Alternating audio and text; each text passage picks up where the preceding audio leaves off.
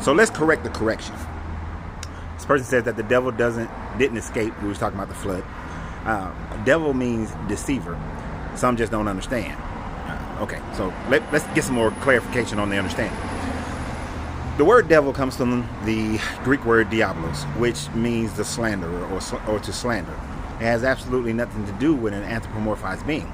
But the word devil has been used to describe people in your Bible, anthropomorphized beings in your Bible, like Satan. Remember, it says in Job that Satan was going from heaven to earth and God made a bet with him. It's also been used to describe Lucifer and all other manner of beings that are described as evil. Mephistopheles, Beelzebub. In other traditions, it's the same.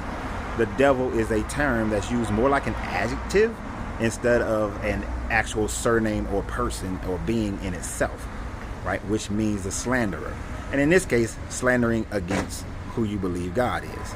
Now, it wasn't until Dante's Inferno that you started getting your more traditional idea, what we would call traditional idea of a devil with a forked tongue and a tail and carrying a pitchfork like Poseidon. That was something that came through Dante's Inferno and then just became more like a pop culture reference or way of describing any being that is considered to be negative or evil. So, the devil is not the actual being itself, but it is the personification of evil. And since the flood story was talking about God wanted to get rid of evil because all the people were evil, and then after the flood he said that, well, everything from man is evil, so I ain't gonna do that again. I'll do it through fire. But in the video I talked about how the devil is never destroyed, or Satan is never destroyed, the beast is never destroyed, Mephistopheles, whatever name you want to give it, is never destroyed. So then there's that.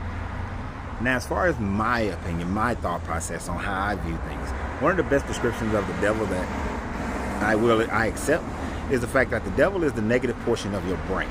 It is that doubt that you have in your mind when considering anything, or that fear that you live by, especially when somebody tries to bring you information that may differ from your own.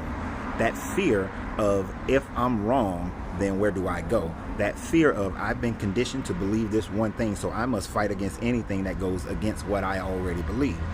That thing that keeps you from achieving whatever you want to achieve, from living a life however you desire to live that life.